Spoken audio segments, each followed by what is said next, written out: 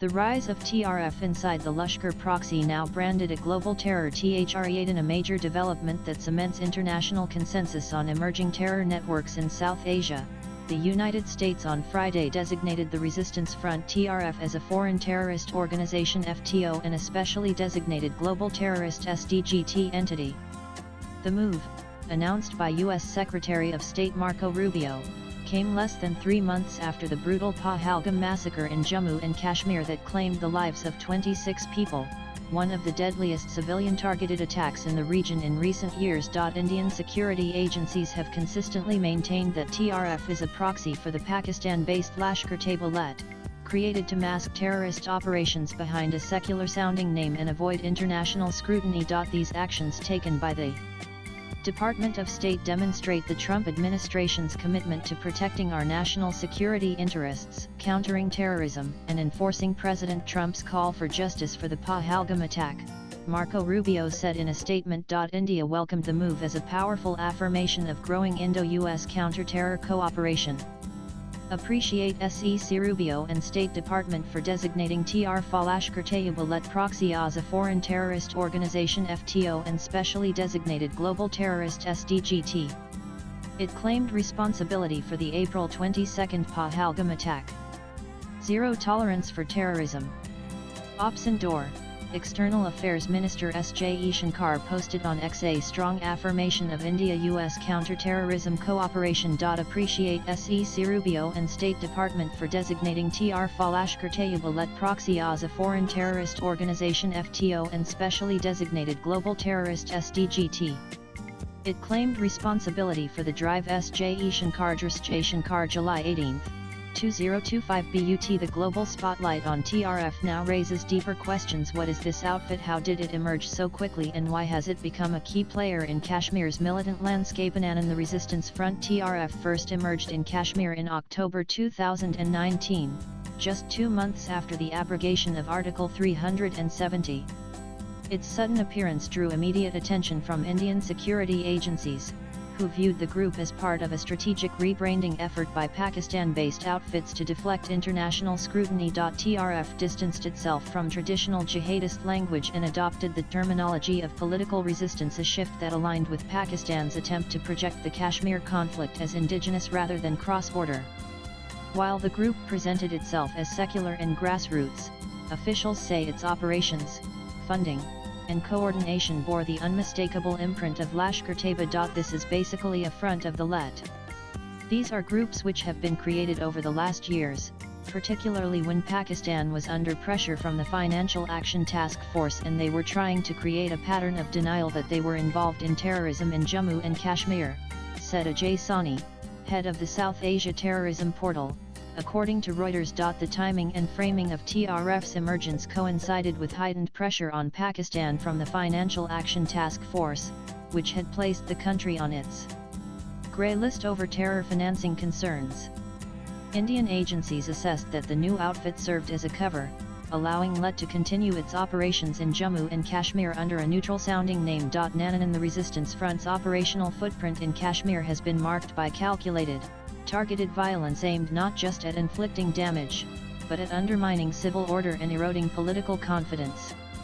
Since its emergence in late 2019, the group has either carried out or claimed responsibility for attacks on a wide range of targets: off-duty security personnel, elected panchayat officials, migrant workers, and civilians. According to security officials, these attacks are not random but part of a larger strategy to destabilize governance and deter participation in democratic processes. One such incident occurred in March 2022, when TRF claimed responsibility for the killing of Sarpanch Shabir Ahmed Mir in Kulgam, a region that had recently witnessed increased voter turnout in local polls. In a 2023 submission to Parliament, the Ministry of Home Affairs confirmed that TRF had been involved in the planning and execution of attacks on both civilians and security forces in Jammu and Kashmir. The group, the ministry said, also played a role in coordinating militant recruitment, and in the cross-border smuggling of weapons and narcotics. Beyond these high-profile killings, TRF has also claimed responsibility for ambushes on joint police-army patrols. One such attack, in Srinagar's Chanapora locality, resulted in the deaths of 2 personnel. Intelligence officials told Reuters that TRF had also been issuing online threats against pro-India groups for the past 2 years. Security assessments indicate that TRF's targeting patterns align closely with Pakistan's broader objectives in the region. Attacks on migrant workers, for instance, are seen as attempts to disrupt demographic normalization. Killings of elected representatives aim to weaken grassroots governance. And assaults on patrols and military convoys are often timed to coincide with high-level diplomatic engagements, amplifying their psychological and political impact. While TRF describes its actions as resistance, security agencies say the group's choice of targets reflects a deliberate effort to destabilize civil order and governance in the region. The April 22 massacre in Pahalgam was the turning point. On that day, 5 gunmen opened fire on a group of tourists in Bazaran Valley. The attack lasted less than 15 minutes but left 26 innocent civilians dead. Several others were wounded. According to eyewitnesses and officials, the attackers appeared to select their targets based on religion. Some victims were asked about their origin or name before being shot. Survivor testimony confirmed that militants asked victims to identify their religion and demanded Hindus recite the Kalima. Those who could not were shot on the spot. The brutality of the assault, coupled with its symbolic target civilian tourism in a resurgent Kashmir, caused outrage across the country and drew condemnation from abroad. In the days that followed, a group calling itself Kashmir Resistance claimed responsibility, describing the attack as an act of resistance against outsiders. However, just days later, TRF retracted the claim, citing a communications error. Indian agencies linked the attack to TRF and named Sheikh Sajid Gul as the mastermind. In press briefings and intelligence disclosures, the National Investigation Agency and the Intelligence Bureau noted that Gul had previously been arrested in Delhi in 2002 for possessing explosives, later fled to Pakistan, and re-emerged as a Lashkar operative coordinating TRF attacks from across the border.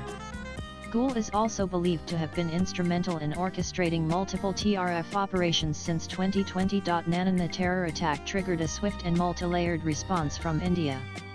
On the diplomatic front, New Delhi activated its missions in Washington, New York, and key European capitals, pushing for coordinated sanctions against TRF.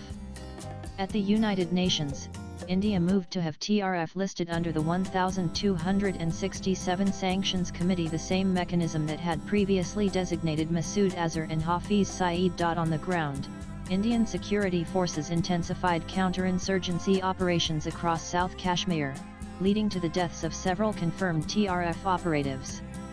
However, the clearest response came on May 7, when India carried out Operation Sindoor, targeting 9 terrorism-linked sites in Pakistan-occupied Kashmir, Pak and Pakistan. National Security Advisor Ajit Doval confirmed the operation hit all intended targets in a precise 23-minute strike, making it a significant escalation across the line of control. These strikes sent a visible message: India was holding Pakistan accountable, not only for harboring militants but for actively enabling organizations like TRF and other new generation proxy outfits. When the United States designated TRF as a terror group, it marked the first time Washington had formally labeled a Kashmir-based proxy under both Foreign Terrorist Organization (FTO) and specially designated Global Terrorist (SDGT) status. The U.S. statement characterized TRF as a proxy of Lashkar, emphasizing the group's role in the April 22 Pahalgam attack. The diplomatic language was clear: TRF was an extension of LET, signaling that U.S. authorities view it as part of a Mumbai-style terror network, not a homegrown faction. Legally, the designation triggers a freeze on any TRF-linked assets within U.S. jurisdictions, criminalizes financial support, and bars travel for individuals connected to the group.